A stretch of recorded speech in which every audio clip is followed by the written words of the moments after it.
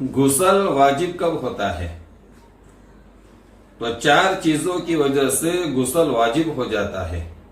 उसमें से पहली चीज है जनाबत का गुस्ल।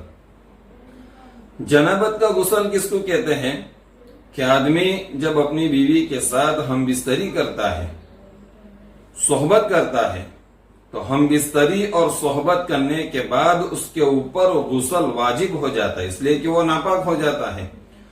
और जब तक ये गुस्ल नहीं करेगा, इसकी नमाज भी दुरुस्त नहीं होगी, न ये कुरान को पढ़ सकता है और न ही ये कुरान को छू सकता है। तो इसको जनाबत का गुस्ल कहा जाता है। दूसरा गुस्ल है एहतिराम का गुस्ल, कि आदमी ख्वाब के अंदर में कोई ऐसी चीज देखता है जिसकी वजह से उसको एहतिराम हो जाता है, या बेदारी के अंदर में कोई चीज उसने ऐसी सोची जिसकी वजह से उसको एहतिराम हो गया। तो एहतिराम हो जाने के बाद आदमी पूरा नापाक हो जाता है और उसको गुस्ल करना वाजिब हो जाता है। तो ये 2 गुस्ल हुए, एक जनाबत का गुस्ल, एक है एहतिराम का गुस्ल, और तीसरा है हैज बंद होने के बाद का गुस्ल। औरत को हर महीने हैज आता है, जिसको हम मासिक कहते हैं, उसके कम से कम मुद्दत 3 दिन है, ज्यादा से ज्यादा इसकी मुद्दत 10 दिन है।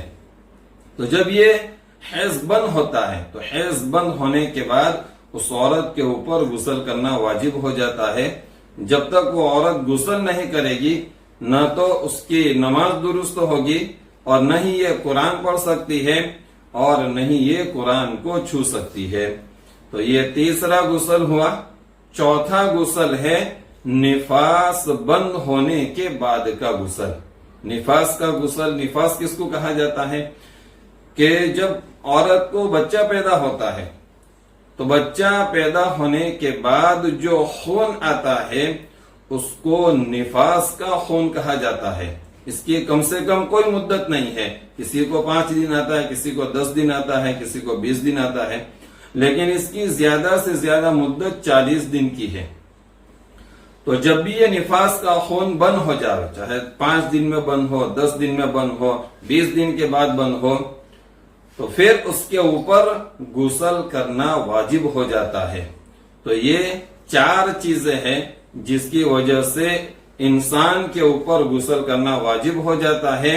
एक है जनाबत का गुस्ल, एक है एहतिराम का गुस्ल, एक है हैज बंद होने के बाद का गुस्ल, और एक है निफास बंद होने के बाद का गुस्ल। तो इन 4 चीजों की वजह से इंसान के ऊपर गुस्ल करना वाजिब हो जाता है।